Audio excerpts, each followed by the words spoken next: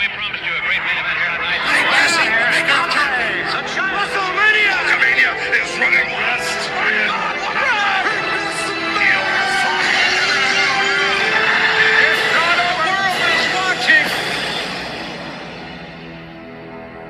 Welcome to WWE's Year in Review by GWE Wrestling Talk.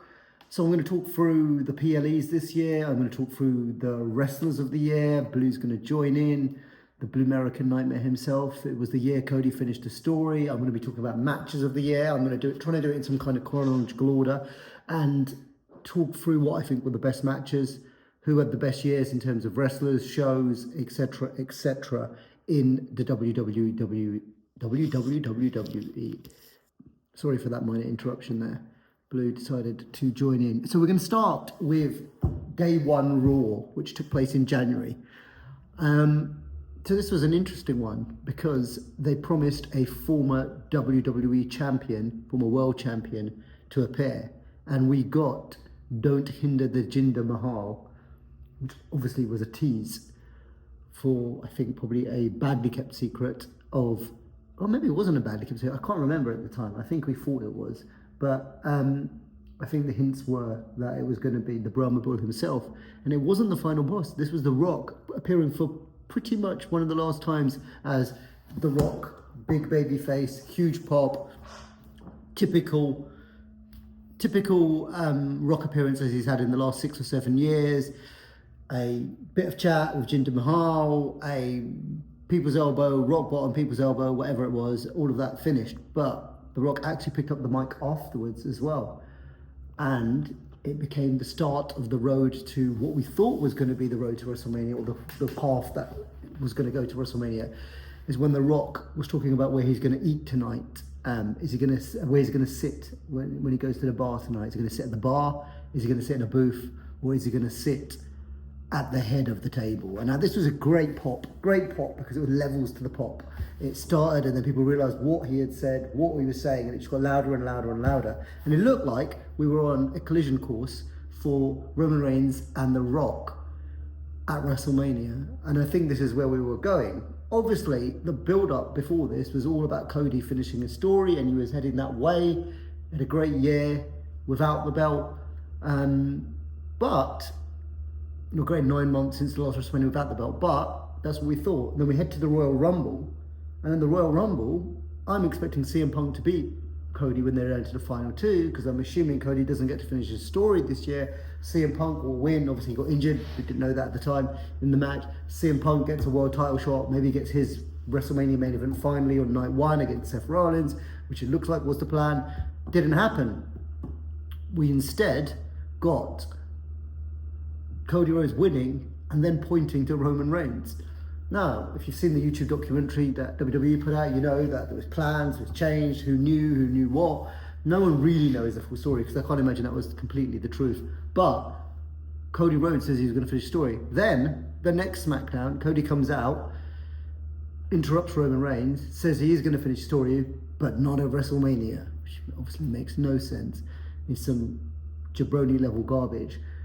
And he said he was taking some advice from someone. If you smell, and this is the last time The Rock appears as a babyface in the year. Anyway, so The Rock comes out. Cody looks sad. Cody looks sad. And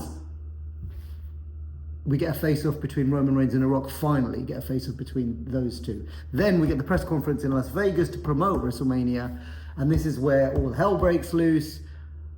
Cody says he is going to finish his story at WrestleMania. The Rock starts talking about family trees. And it's just chaos. And this was brilliant. The press conference in Vegas, they made a whole thing of it. We had Seth there, we had Roman there, and I think then we knew we were going to get some kind of tag team match. Didn't get confirmed, I think, till later. Did it, Blue? No. And yeah, and so that was that. The build up to WrestleMania was crazy. It was crazy, but that few months was just crazy. We then got Elimination Chamber was the next PLE after the Royal Rumble, and it was Elimination Chamber in Australia, headlined by Nia Jax and Rhea Ripley, and probably one of Nia Jax's best matches. I thought this was a good main event. It's time to speak about Nia Jax for a little bit. Gets a lot of undue stick. I think Nia's been great since she's come back. Much better on the mic, much better in the ring. Obviously, current WWE Women's Champion, and I think she's had a really, really good year. Just to go back to Royal Rumble, remember another return was Naomi, who again I think has had a really good year, coming back, had some really good matches. And actually, we just announced SmackDown this morning, depending on where you are. It's Nia versus Naomi for the title on the season premiere on USA of SmackDown. So I think, Elimination Chamber was decent. I can't remember much else. It couldn't have been that decent, but it was a good, we had the Grayson Waller effect with Cody and Seth on it. We had Drew McIntyre winning Elimination Chamber to get his title match against Seth Rollins at WrestleMania. We had the women's one was won by, who was the women's one won by? It was won by Becky Lynch, who beat Liv Morgan, who kept finishing second. So Liv Morgan second in the Rumble, second in there. Liv Morgan building up to that heel turn, getting more and more annoyed. And then we had the build up to obviously WrestleMania 40. Quite possibly the best WrestleMania of all time. Time will tell. But my belief is that it had some just moments, matches. Being there, it was very cold, I would say, especially night one. But thankfully, we were prepared in our scarves and hats and gloves and everything else. So we were okay. There were many people there who were not prepared, let me tell you that. But I would say an excellent 2-night event. To get to see The Rock wrestle live in the main event of night one and do a good job with Roman Reigns against Seth and CM Punk, go for like 45 minutes. So CM Punk, Seth and Cody Rhodes. I thought that was great. I thought it was just overall, apart from obviously, Jimmy and Jay wasn't the best of matches. I thought it opened really strong with Rhea and Becky. Obviously, you may not know the story of, I think, Becky being really sick and having a really big cold or something like that, or flu or something, and then Rhea Ripley having a panic attack 15 minutes before she came out. Motionless in White played her out at one of the best entrances of the year, and in fact, WrestleMania 40 probably had all the best entrances of the year. Obviously, then we got in the main event, night two began and just went. I think the Seth Rollins, Drew McIntyre, they always have a good match. I think this is one of the best matches. But it's often forgotten because so much ever happened. I think this is a really good, hard-hitting. Obviously, Seth is beaten up from the night before, beaten up from being the workhorse champion. Finally loses. CM Punk's on commentary. Drew's celebration goes on, kisses his wife, then goes in CM Punk's face, gives him the old, that was it. Massive pop when CM Punk trips him up, starts hitting him with his that. And then finally, the Judgment Day, his music hits, and Damian Priest finally and successfully cashes in Money in the Bank. Huge beginning. And that, for me, just was, this is going to be a special night. This is going to be good. If you're going to do this in the first match, this is going to thing. I think we got Bayley and Io Sky was one of the best women's matches of the year. I still think the best reversal I've definitely seen in person was Io Sky's reversal of the Rose plant into a sort of handstand. But the last sort of 5-10 minutes of the match was brilliant. Up there with one of the best women's matches of the year. We've got Gunther versus Sami, again an insane match. Sami Zayn beating Gunther clean, brainbuster on the turnbuckle. Who saw that coming? Who saw Sami winning coming, to be honest? But ultimate underdog as always. And Gunther loses, and then he obviously goes on to bigger things in terms of the World Heavyweight Championship. So I think, again, WrestleMania, and then, we could talk about the main event, but the main event has been talked about to death, and it's probably the best main event in any history in terms of showcase, in terms of how many, I can't imagine how many times people watch those clips, people who obviously haven't watched wrestling, to get to see John Cena, The Rock, Undertaker, all come back, and obviously Cody finished his story. So, epic, but also a brilliant match. I do believe the 39 match, which I think is actually better in terms of pure match. I think it was a brilliant match. WrestleMania 39 in Hollywood with Cody and Roman. I think this one was, obviously, it's got the epicness of it and the returns, and that last sort of 15 minutes was amazing. And then obviously Seth as well, and the final nod to the Shield 10 years before with Roman hitting him with the chair, and then losing the 3 Crossroads. Paul Heyman and myself in Philly shouting no while it was happening. You can see it. If you see the second, I think it's after the second Crossroads, you can see, or first Crossroads, you can see Heyman just shouting no. It's brilliant. Obviously Heyman, another stellar year for Paul Heyman. So again, up there, probably, in terms of match of the year, it has to be up there. Roman versus Cody. Next. So obviously Roman now goes off for his break. We get Backlash in France, and this is the noisiest crowd of the year. And there were some noisy crowds in 2024, but the noisiest crowd of the year. The AJ Styles song, I think a brilliant match between Cody Rhodes and AJ Styles as well. Also, a brilliant triple threat between Bayley, Tiffany Stratton and Naomi. Watch it again if you don't remember it. You should remember it. Again, I would say this is up there. Again, Bayley with one of the women's matches of the year. This was excellent. I think this took Tiffy to another level, and you see the reaction she gets, even just last night on SmackDown, the reaction she's getting now. 2025 is going to be, surely she will cash it in at some point. How she does it, maybe next week in the first SmackDown of 2025, when Nia's defending a title against Naomi. Maybe Naomi wins and she cashes on her. I don't think that will happen. It's harsh on Naomi. Naomi should not be champion for 2 seconds, but we'll see how that plays out. But Tiffy is super over, obviously still technically a heel, but very much over, getting there. It will happen. I think the Candice stuff is good. Candice is really good in the ring. Not maybe got over massively as a character over the last couple of years or since she's been back, but I think in terms of in the ring, she's excellent. We can see she's very well respected, I think, in the ladies' locker room. But I think she's been brought into this. I think it's done really well. Again, good storyline. We've got the whole Jade storyline as well, but let's not go too far forward, because the next is King and Queen of the Ring. Opening match I will remember because it was Becky versus Liv, and I was watching this with Talia, and it was probably one of the biggest reactions she's ever given. King and Queen of the Ring.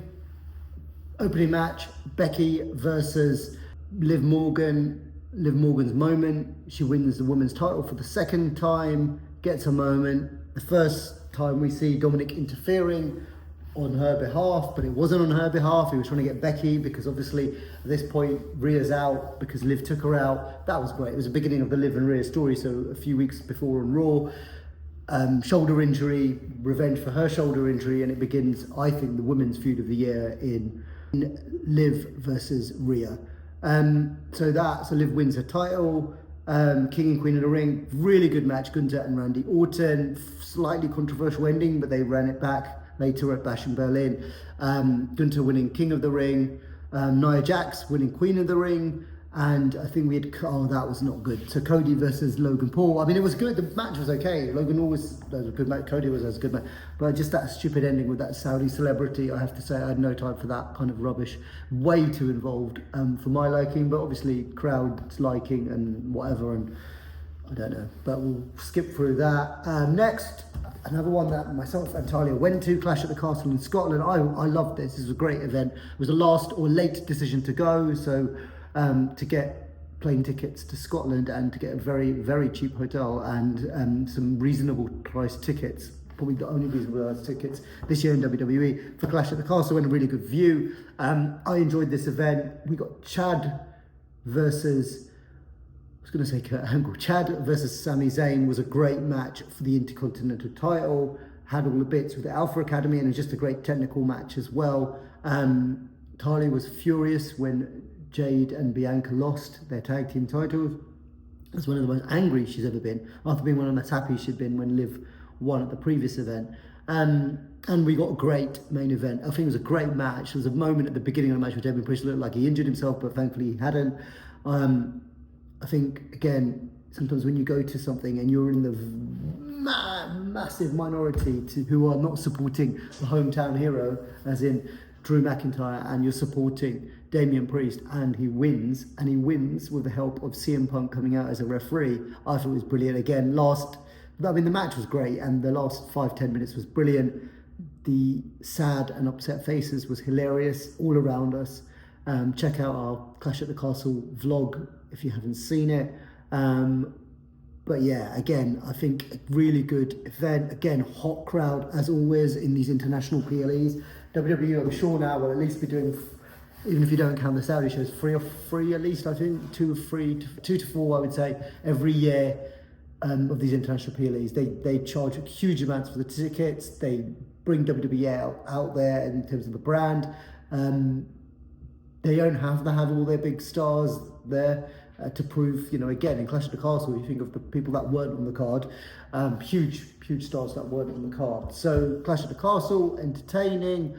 Money in the Bank, I would say, again, Money in the Bank women's was better than the Money in the Bank men's. I thought it was brilliant. Chelsea Green, Tiffy, obviously won it. The showcase, I think those women took some bumps, didn't they, in Money in the Bank. Money in the Bank, I can't even remember. Obviously, Drew wins the men's one. Oh, of course, Drew wins the men's one, and then he gets screwed over again by CM Punk, which leads to their match at SummerSlam. CM Punk's first singles match in whatever it was, over 10 years, whatever the chat is, or whatever it was, singles match in WWE for over 10 years. But yeah, Money in the Bank, I'm trying to think what the main event was, which it's not great, because I can't tell you what the main event of Money in the Bank was, unless it was the Money in the Bank, which it wasn't. Money in the Bank, I know we got Seth versus Damian Priest in that, and we got Drew McIntyre trying to cash in, and he got screwed over by CM Punk again. And what was the main event?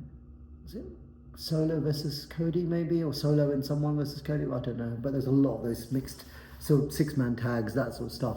But it did lead, I think it must have been Cody, because Cody got pinned by Solo, which led to Solo being number 1 contender, SummerSlam.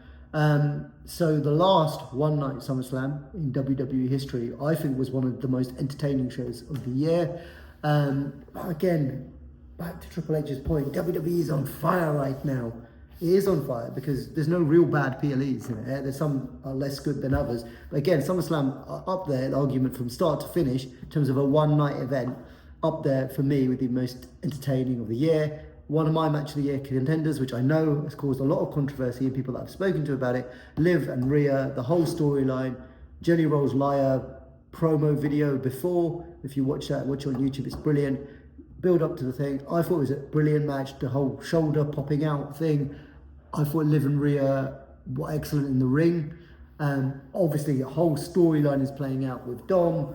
And then you get the ending that maybe we didn't know was happening, but didn't know was happening, and then the kiss, and then Rhea's reaction. I thought that whole match, Rhea kicking out of oblivion, I think, yeah, everything about that hit for me in terms of just an entertaining, classic story, a heel weaseling their way to victory, keeping their belt, which she has continued to do.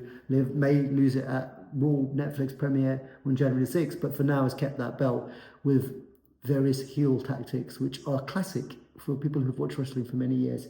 And yeah, I think it's been, if you talk about Women's Wrestler of the Year, people will pick someone from NXT or someone there, and everyone's all entitled to their own opinion. But for me, the Women's Wrestler of the Year is Liv Morgan. By some way, I would say. I think she's had a better year than Rhea. She's had a better year. Obviously, Becky's been in and out. Charlotte's been injured for the whole year. Bayley's up there, I would say. Bayley's had, again, if you look at all the good quality matches that she's had, Tiffy as a rising star is up there. I couldn't say she's Wrestler of the Year, though, Women's Wrestler of the Year. But Liv, for me, has improved massively in the ring from her return at the Royal Rumble. She's come back. She's got a character that suits her now. She's got this whole Judgment Day thing. Dom and Liv, people can say, I know people saying, oh, they're bored of this. People watch this every week, and they want to watch it every week. They want to see what's happening. They see that. Maybe, someone says it's dragged out a bit, but it's probably going to end at, well, maybe it won't, but it looks like it's going to end on January 6th on Raw and Netflix. And I think, again, yeah, for me, Liv, Wrestler of the Year, or Female Wrestler of the Year, and people will have their arguments about technical wrestling and versus storyline telling, but wrestling is ultimately a story that you watch from start to finish with some great athletic ability, and I would say that Liv takes that. We also got, we got obviously CM Punk versus Seth Rollins. I think all three of their matches are good. I think loads of people said they were disappointed with this. I'm not sure, especially I love the whole homage to HBK, Undertaker and Bret Hart with all their outfits, and it was 97 SummerSlam, which I remember well. Shows how old I am, but I do remember it well. And Seth Rollins, I think it was great. Seth as the referee. Drew, I think, was right to get the first win in this scenario. And yeah, that was great. It was great. And then we got to the main event. And obviously the main event is notable for the return of one man. So we got the return of Roman Reigns and a Superman punch and a spear to Solo later, and Cody retains, and Roman is back, and a huge, humongous babyface by doing nothing but just returning, because he's the biggest star in wrestling right now, and up there with the biggest stars of wrestling of all time in terms of box office, in terms of matches, in terms of title reign. He's got everything. He's number one forever. So we got that, but yeah, and I think the whole load of SummerSlam, I think the end of the implosion of the Judgment Day, as Michael Cole will call it, Finn turning on Damien versus Gunther, another great match. I think this is their best match that they've had. I'm not sure about did they have a recent match? Or they've had a recent match or something, or they had a triple threat then at a Saturday night's main event. I thought this was great, and Damien Priest looked brilliant in it. Crowd was hugely behind him. When he got out the first sleeper, but instead of obviously going for Gunther, he went for Finn, and we got that. So I think SummerSlam up there, entertainment-wise, in terms of just as a one-night event for the last time. I feel a really good SummerSlam in Cleveland. Next was Bash in Berlin, and this was the last event that Talia and I went to this year. Again, a PLA missing a lot of their some of their big stars, quite a few of their big stars, and still hits the note. I don't think it was a bad match on this. Loved the opener between Kevin. I don't know, there was a point, and maybe it was just getting caught up and being in the crowd, and I thought Kevin Owens was going to win, and it's good because the feud's continued, and they put on a really good match. Mixed tag was great entertainment. Rhea finally getting to beat up Dom a little bit. CM Punk strap match with Drew McIntyre was a highlight for me. You also got Randy and Gunther. Women's tag titles, Tanya was pleased. Jaden and Bianca won them back against Unholy Union. But yeah, a good event, Bash in Berlin. Just entertaining, sort of brilliant crowd, and it was, I mean, joining in with these German chants, which I could just speak a little bit German, but not enough to know what they were saying. So hopefully it wasn't something so bad, but I was joining in, as was Talia. But again, Bash in Berlin, and we got to meet some of these amazing WWE superstars. So if you haven't seen that video, check that video out as well. But yeah, again, another good event. Bad blood. So I would say, if we're talking match of the year, I think the match of the year is the opener to Bad Blood, which is the decider between CM Punk and Drew McIntyre. Hell in a Cell, the best Hell in a Cell match for years. It's probably one of the best Hell in a Cell matches ever. I'm trying to think of better ones. I can think of, for me, the first one was amazing. Shawn Michaels in a pool of his blood, Kane's appearance, Shawn Michaels winning, which was my favourite wrestler at the time, so I was delighted with that. Obviously, then there's the one at King of the Ring 99, I think it is, in 98 or 99, where Mankind gets thrown off top of Hell in a Cell and gets chokeslammed through Hell in a Cell in terms of violence, and this is up there in terms of violence. And for all the blood that was in this match, I think the worst bump was when Drew McIntyre, right at the end, misses the Claymore. But this is a brilliant match. This is, I think, yeah, match of the year, men or women's, whichever it is. This is match of the year. And Drew McIntyre probably has an argument to be male wrestler of the year. And I think, I haven't even thought about who I was going to say it was going to be, but I would say Cody's got to be up there just in terms of the sheer consistency of match quality. KO, you know, he's probably got a shout in there. Seth maybe hasn't done as much as Gunther. I mean, it's hard to pick between that, but I would say Drew has been consistent. His character, his mic work, everything is match quality. So I'm going to say female wrestler of the year for GWE is Liv Morgan, and I'm going to say 2024's male wrestler of the year is the Scottish psychopath, the Scottish warrior, Drew McIntyre. And again, this match, brilliant. And at the end of Bad Blood, we got the epic team up between Roman Reigns and Cody Rhodes. We got that big thing at the Georgia football stadium, Georgia Tech, between them, which was a great sort of cinema scene a few weeks before on SmackDown. And then we got the team up with them two against Solo and Jacob Fatu. Roman gets the pin on Solo, and then we get an appearance from The Rock and his, however he did it, never to be seen again, or at least since, never to be seen since. No chat about it. He did some, as always, some 10-15 minute promo video, which is always entertaining on Instagram, talking a lot without saying anything about what he meant by that. Still don't know what he meant by that, and maybe it's open to interpretation for a reason. A lot of talk that he's not going to wrestle at WrestleMania this year, which I am shocked by, seeing as it's in Vegas, and I thought he would be a shoo-in, but maybe he's filming something. And he is filming. He's filming Moana, the live action thing. And I have to say, just a shout out to The Rock, because sometimes I'm critical of The Rock's movies, but Moana 2 was great. Moana 1 is his best movie. And on Christmas, on Boxing Day, randomly, we decided to watch Jumanji, who I've never been a fan of Robin Williams, so I've never even seen the original. But I have to say, I was pleasantly surprised by the entertainment values of Jumanji and The Rock was great in it. So shout out to Dwayne. When are you going to appear next? Hopefully January 6th on Netflix. You were in the advert, you were in the trailer for it, so hopefully then. So Bad Blood, again, entertaining. I mean, the Liv versus Rhea match wasn't brilliant here, and Raquel's interference didn't quite work, even though it should have worked with Dominic hanging up in a shark cage. But yeah, a decent event. None of these events. I would happily say if any of these events, and normally it's the Saudi ones, but if any of these events are bad, which actually I'm going to go to the Saudi one. And actually, no, this wasn't bad at all, because we got a very, very good main event. And I thought we got a good women's crown jewel match as well. So we had, the opener was the 6-man tag where Roman actually gets pinned by Solo, and then they go into War Games for the decider of the bloodline, OG bloodline versus the new bloodline. But Crown Jewel, yeah, I thought the women's match was good. I obviously had a very pleased Talia that Liv Morgan was the first ever women's Crown Jewel champion. And I thought we got an absolute classic old school wrestling match. Who, again, I would say this is probably put it up there. Gunther and Cody is up there in the matches of the year. If you want to talk about matches of the year, as we've talked about them throughout this show. Great, and I loved the finish, which was very much old school, whether you say it's from Survivor Series 97 between Bret and Stone Cold, where Bret won, or Bret did the same thing at WrestleMania 8 against Roddy Piper, where he's in a sleeper type hold or $1 Million Dream or whatever it is, and then flips him over for the pin. I actually was pleased that Cody won. I thought Gunther was going to win, but actually Cody has been the champion. He is the poster boy for the company. He should be winning these things, even though Gunther rarely loses. And again, they've kept Gunther losing. Gunther hardly loses, so it feels like a big deal when someone, whether it's Sami at WrestleMania or Cody, then pins Gunther, and it will feel like a big deal whenever he loses that World Heavyweight title.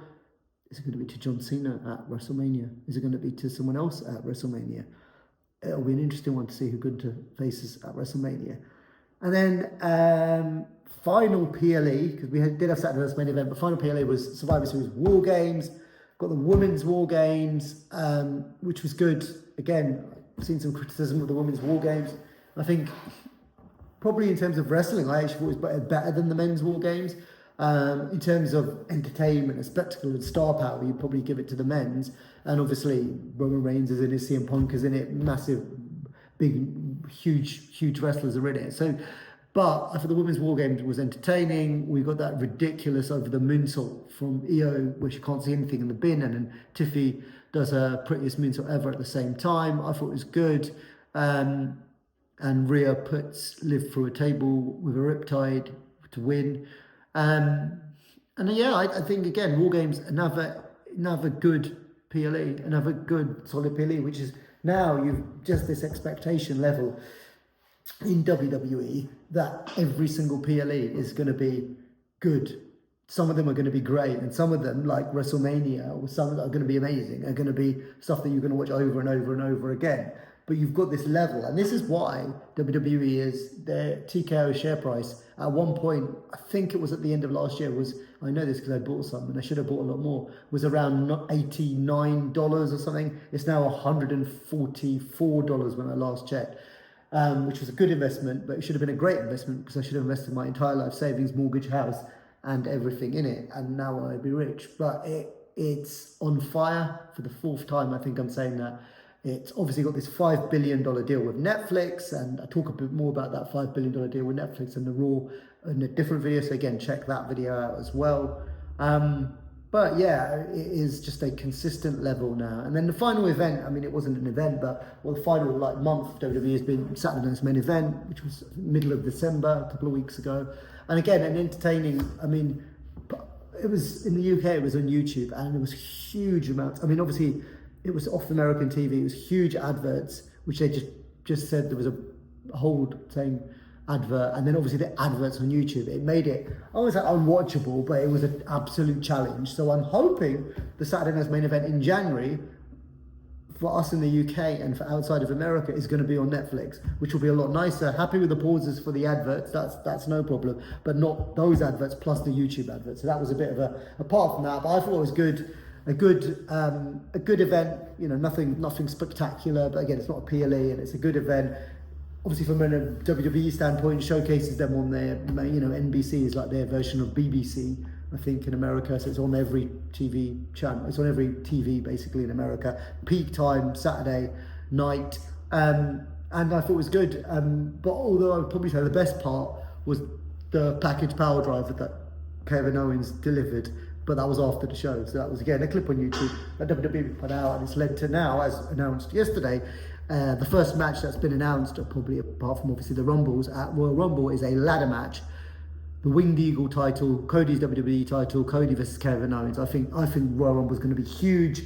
So again, for outside of America, the first PLE that will be on Netflix. So for the UK, I think for Canada, Middle East, parts of Europe, the first PLE that will be on Netflix will actually be Royal Rumble, which is late this year. So we've got a Saturday Night's Main Event, I think, maybe in the third week of Jan, and then the week after that is the Royal Rumble, which will be great. Obviously, Women's Royal Rumble, Men's Royal Rumble, and now we know we've got Cody thing. Again, we're looking, the way this year has gone and the way it's building up, if you look at pure star power that could be in that Royal Rumble, you look at that Netflix and who might be on Netflix Raw on January 6th.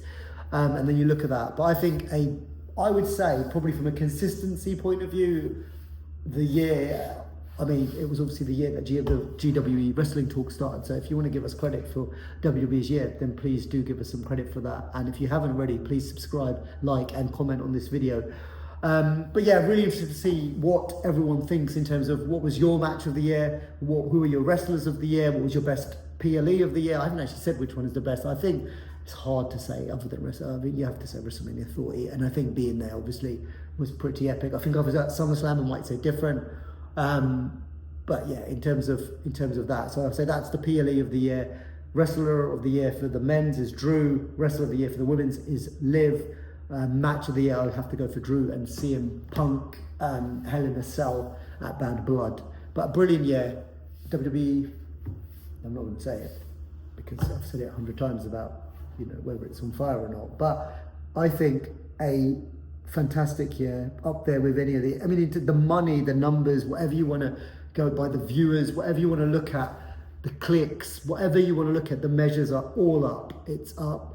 And they've done it with Roman Reigns only being champion for 3 months, pretty much, of those 12 months. So well done to Cody, well done to Gunther, well done to the other champions, well done to the women.